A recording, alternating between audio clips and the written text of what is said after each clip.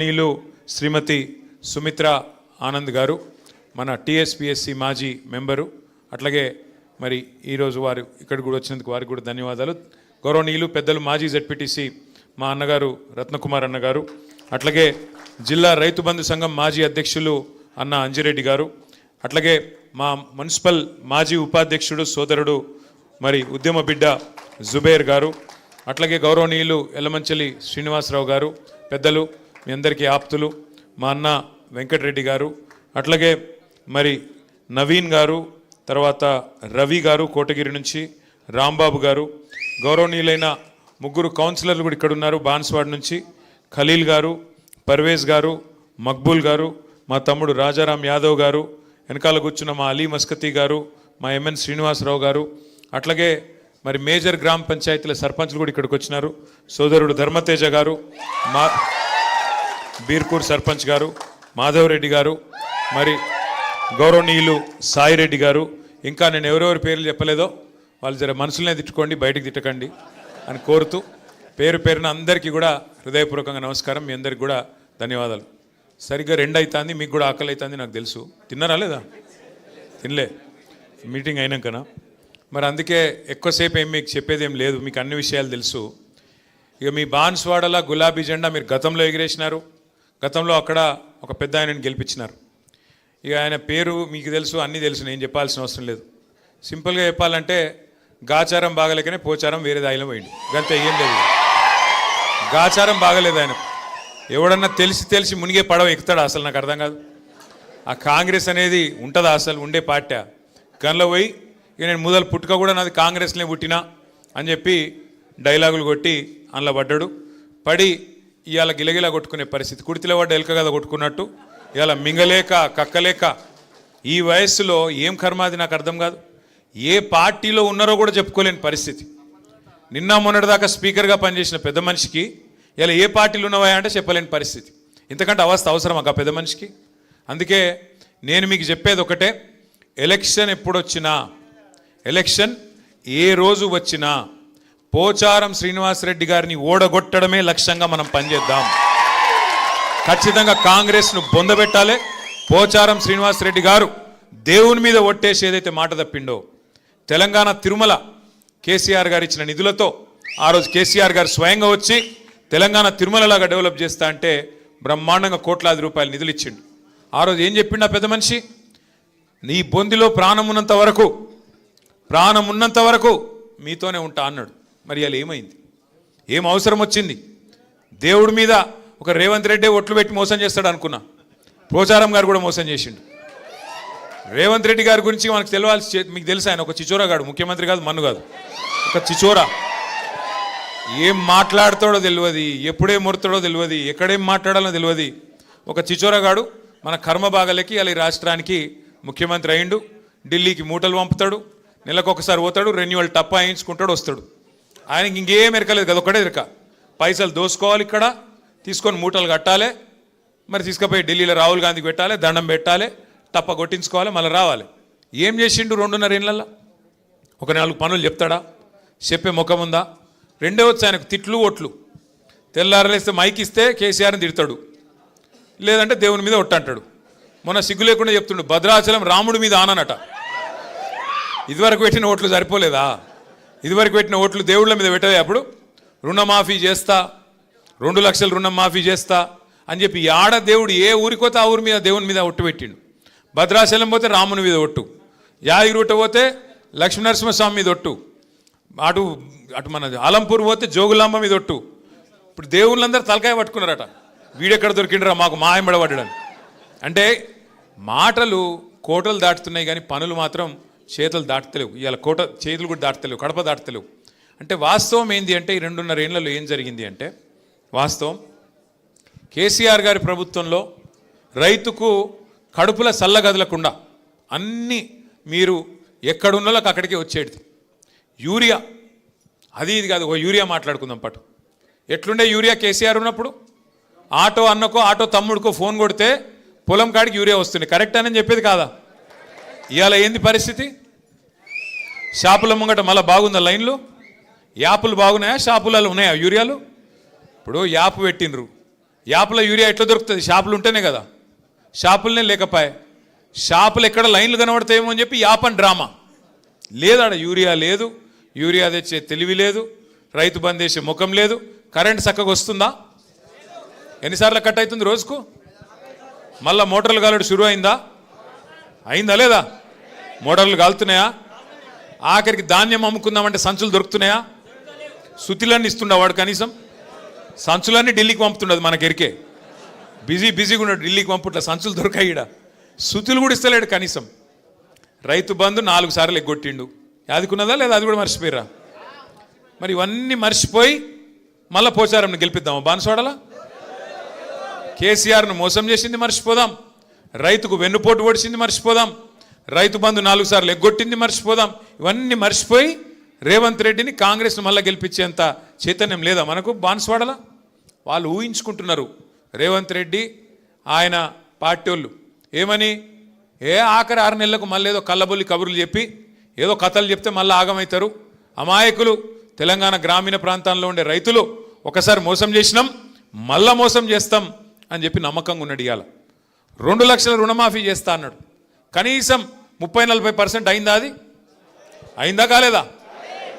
వాస్తవంగా నేను అడిగిన ఆయన అసెంబ్లీలోనే, అయ్యా రేవంత్ రెడ్డి గారు అక్కడ ఇక్కడ కాదు, నీ సొంత ఊరు కొండారెడ్డిపల్లె, ఆడికంటే ఆడిపోతాం, లేదా నీ నియోజకవర్గం కొడంగల్, ఒక్క ఊర్లో చూపెట్టు అన్నా, ఒక్క ఊర్లో చూపెట్టు 100% రుణమాఫీ అయినట్టు నేను రాజీనామా చేసి శాశ్వతంగా పోతా అని చెప్పిన. దమ్ము లేదు. నిజాయితీ గల్లోడైతే ఒప్పుకోవాలి. దమ్ము లేదు. ఎందుకు? ఆయనకి ఎరికే కాలేదని. కానీ మాటల పైకి ఏందేందో చెప్తాడు. ఎన్ని మాటలు చెప్పిండు? 100 రోజుల్లో 6 గ్యారంటీలు అన్నాడు. చేసిండా? 100 రోజుల్లో 6 గ్యారంటీలు. ప్రతి కుటుంబానికి 2.5 లక్షల రూపాయలు సంవత్సరానికి ఇస్తా అన్నాడు. ఏమేం చెప్పిండు కథలు? అత్తకు 4,000, కోడలకు 2,500. లగ్గం చేసుకుంటే కేసీఆర్ లక్షిస్తుండు, నేను తులం బంగారం ఇస్తా. ఆడపిల్లలు చదువుకుంటే స్కూటీలు ఇస్తా. రైతుకు రైతు భూ యజమాని మాత్రమే కాదు, కౌలు రైతుకు ఎంత ఇస్తా అన్నాడు? ఎకరానికి ఎంత? 12 కాదు అయ్యా, 15. 7.5 15,000 ఇస్తా అన్నాడు. కేసీఆర్ 10,000 ఇస్తే నేను 15,000 ఇస్తా. కేసీఆర్ 24 గంటల కరెంట్ ఇస్తే నేను 48 గంటల కరెంట్ ఇస్తా. కేసీఆర్ ముసలోనికి పెన్షన్ ఇస్తే నేను ముసలవ్వకు ముసలయ్యకి ఇస్తా.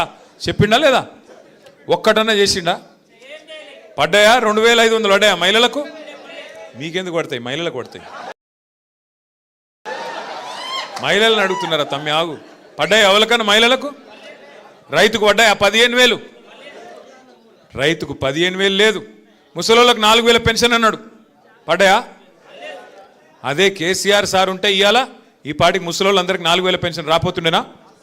వస్తున్నానా రాకపోతున్నా? కేసీఆర్ ఉంటే కడుపుల సల్ల కదలకుండా యూరియా వస్తున్నానా లేదా ఇంటికి? కేసీఆర్ ఉంటే అడిగే అవసరం లేకుండా రైతు బంధు టైంకి పడ్డదా లేదా? ఒక్కసారి కాదు, 2 సార్లు కాదు, 11 సార్లు రైతు బంధు పడ్డది. గిన్నె లెక్క డ్రామా చేయలే. ఎకరానికేసి మీటింగ్ పెట్టి, ఒక ఎకరంకి ఒక మీటింగ్ అట. ఈ అందానికి ఒక ఎకరంకి ఒక మీటింగ్. మరి 11 సార్లు ఇచ్చిండు కేసీఆర్ సార్. ఎన్ని లక్షల ఎకరాలకు ఇచ్చిండు? ఎన్ని కోట్ల ఎకరాలకు ఇచ్చిండు? ఎన్ని మీటింగులు పెట్టాలి? మరి గసంటోడి ఇలా మనకు దొరికిండు. ఇక పోని మీటింగ్ పెడితే ఒక్కటన్నా మంచి మాట మాట్లాడచ్చు కదా. ఒక్కటి ఏం లేదు.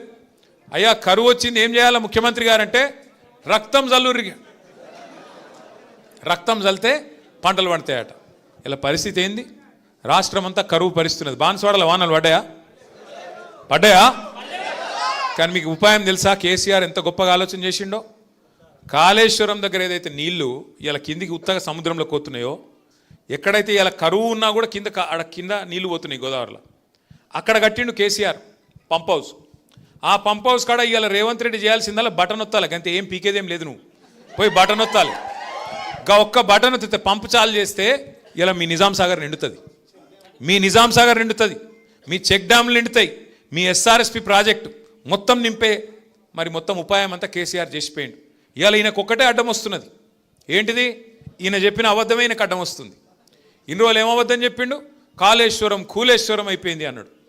మొన్న మేము పోతిమి చూపెడుతుంది, నేను మా ప్రశాంత్ అన్న అందరం పోతిమి చూపెడుతుంది. ఏమిటిది? ఆడ 1,00,000 క్యూసెక్కుల నీళ్లు పోతున్నాయి. 1,00,000 క్యూసెక్కులు అంటే 9 టీఎంసీలు. మీ నిజాం సాగర్ కెపాసిటీ ఎంతనే?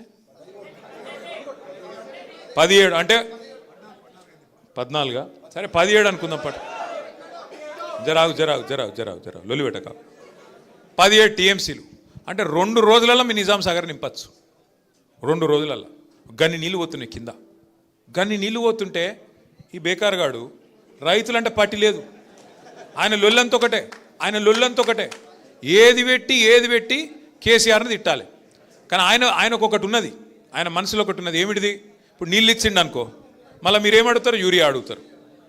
యూరియా అడిగితే మరి యూరియా ఇచ్చిండు అనుకో పంటలు పండితే మళ్ళీ మీరేమంటారు? పంటలు కొనాలంటారు, వడ్లు కొనాలంటారు. మరి వడ్లు కొనాలంటే సంచులు ఇవ్వాలి, మళ్ళీ సుతులు ఇవ్వాలి, మళ్ళీ మద్దతు ధర ఇవ్వాలి, మళ్ళీ మీదికెళ్ళి ఇంకోటి బోనస్ అని డైలాగులు కొట్టిండు కదా, బోనస్ ఇవ్వాలి. ఈ అమ్మ ఈ లొల్లంత ఎందుకు? నీళ్ళు ఇవ్వకపోతే సపరేక మొత్తం బంద్ అవుతుంది అని చెప్పి నీళ్ళు బంద్ పెడతాను. అసలు కదా గది. ఆయన నీళ్ళు ఇవ్వకపోతే కారణం ఏంటంటే మొత్తం వ్యవస్థ మంచిగానే ఉన్నది. కాళేశ్వరంలో ఒక్క మేడిగడ్డ బరాజులో 2 పిల్లర్లు కుంగినాయి. ఆ 2 పిల్లర్లు కుంగితే 31 నెలల నీకు సుతారాలు దొరుకుతలేరా? మేస్త్రీలు దొరుకుతలేరా? సిమెంటు లేదా? ఏం కమ్మి పడ్డది ముఖ్యమంత్రికి? 31 నెలలు అయింది కదా. ఇప్పుడు మనం ఇల్లు కట్టుకుంటామే, ఇల్లు కట్టుకున్నాక ఒక మూలకి ఎక్కనో దగ్గర ఉరుస్తుంది, లీకేజ్ ఉన్నది, ఇల్లు కూడా కొడతావా? ఎవడన్నా బుద్ధినోడైతే చెప్పుకుంటాడు కదా ఆయన గుంపు మేస్త్రి అని. గుంపు మేస్త్రి అంటోడు ఇల్లు సదురుతాడా కూల కొడతాడా? చదువుకోవాలన్నా చిన్న తప్పు ఉంటే. మరి 31 నెలలు అయింది, నీకు లేదా ఆలోచన లేదా? ఎంతసేపు కేసీఆర్ని తిట్టాలి, కూలేశ్వరం. ఏం కూలేశ్వరము? ఆ కాళేశ్వరంలో 100 భాగాలుంటే ఒక్క భాగం మేడిగడ్డ, ఒక్క ఇస్సా మేడిగడ్డ. 100 ఉన్నాయి అందులో. మేడిగడ్డ సొంటి 3 ఉన్నాయి బారేజులు, 15 రిజర్వాయర్లు ఉన్నాయి, 19 పంప్ హౌజ్లు ఉన్నాయి, 21 స్టేషన్లు ఉన్నాయి, సబ్ స్టేషన్లు, 1000 కిలోమీటర్ల గ్రావిటీ కాలువలు ఉన్నాయి, 100 కిలోమీటర్ల సొరంగ మార్గాలు ఉన్నాయి. అవన్నీ చక్కగానే ఉన్నాయి కదా. ఆడ అసలు ఆ పంపు చాలు చేసే కాడ బ్యారేజ్తో సంబంధం కూడా లేదు. బ్యారేజ్ మీద 18.5 కిలోమీటర్ల మీద పంప్ హౌజ్ ఉన్నది. ఆ పంప్ కాడికి వెళ్ళి నీళ్ళు కిందికి పోతూనే ఉన్నాయి. నువ్వు చేయవలసిందల్లా ఒక చిన్న పాయ లెక్క తీసి ఆ పంప్ హౌజ్లోకి నీళ్లు మలిపి ఒక మోటార్ వత్తాలి. అది ఒక్కటే చేయాలి. ఆయన అది చేసినందుకు ఆయనకు బాధ ఏంటంటే ఇన్ని రోజులు నేను చెప్పిందంతా అబద్ధమని దొరికిపోతా, ఇన్ని రోజులు నేను చెప్పినవన్నీ లుచ్చా మాటలు అని చెప్పి ప్రజలకు అర్థమవుతుంది. అందుకే మిమ్మల్ని ఎండబెడుతున్నాడు. ఇవాళ బాన్స్వాడ వాళ్ళను, మొత్తం నిజామాబాద్ జిల్లా వాళ్ళను, ఎస్ఆర్ఎస్పి కింద ఆయకట్టున్న వాళ్ళను, నిజాం సాగర్ కింద ఆయకట్టున్న వాళ్ళు మొత్తం ఆ వాగులు, చెక్ డ్యామ్లు అన్నీ నింపుకోవచ్చు. ఇవాళ ఈ ఒక్కరోజు కాదు, నీళ్లు అక్టోబర్ దాకా ఉంటాయి. నీళ్ళాడ రోజు పోతున్నాయి కిందికి సముద్రంలో. నేను ఒక్క మాట అడుగుతా రేవంత్ రెడ్డిని, అయ్యా నువ్వు అంటున్నావు ఆడ నీళ్లు లేవని, మరి కింద చంద్రబాబు నడుపుతుంది కదా మోటార్లు, అదే నది కింద ఈడికెళ్ళిపోయిన నీళ్ళే కదా. ఆడి కొద్దిగా కింది కోత వరంగల్ దేవాదుల మోటార్లు నడుస్తున్నాయి కదా, ఇంకొద్ది కింది కోత ఖమ్మంలో ఆడ నడుస్తుంది కదా సీతారామ మోటార్. అక్కడ నీళ్లు ఉంటే ఎట్లా, ఇక్కడ లేవెట్లా? ఆడ మోటార్లు నడిస్తే ఎట్లా, ఇక్కడ నడవే ఎట్లా? అంటే ఆయన బాధ ఏంటంటే గిది దొరికిపోతుంది, దొంగ దొరుకుతాడు, అబద్ధం దొరికిపోతుంది అని చెప్పి ఇలా అడ్డమైన మాటలు మాట్లాడుతుండు. ఇంకోటి ముఖ్యమంత్రి గానే అవుతుంది. నీ బాధ ఏంది అసలు? ఓదిక్కేమో మొత్తం రిజర్వాయర్లన్నీ డెడ్ స్టోరేజ్కి పోయినాయి, ప్రభుత్వం ఏమో కోల్డ్ స్టోరేజ్లు ఉన్నది. మాట్లాడతలేడు, పని చేస్తలేడు. నిన్న మొన్న ఏదో మీటింగ్ పెట్టిండట, మా సంజయ్ చెప్తున్నాడు. కరువు పరిస్థితులు వచ్చినాక ఇప్పుడు మీటింగ్ పెట్టినట. కరువు రానే వచ్చే రైతులు బాధ వడనే పడుతుంది. ఇన్ని రోజులకు మేల్కొన్నావు. ఎప్పుడు చెప్పారు శాస్త్రవేత్తలు? 6 నెలల కిందే చెప్పారు ఎల్ నీనో వస్తుంది అని 6 నెలలకేం చెప్తున్నారు. 6 నెలలకు దొంగలు పడ్డాక 6 నెలలకు కుక్కలు మురిగినట్టు ఇప్పుడు మీటింగ్ పెడతాడు. ఏం చేస్తావు మీటింగ్ పెట్టి? ఇప్పుడు ఎవడు బతికిండు ఎవడు తెచ్చిండు చూస్తావా? ఏం చేస్తావు?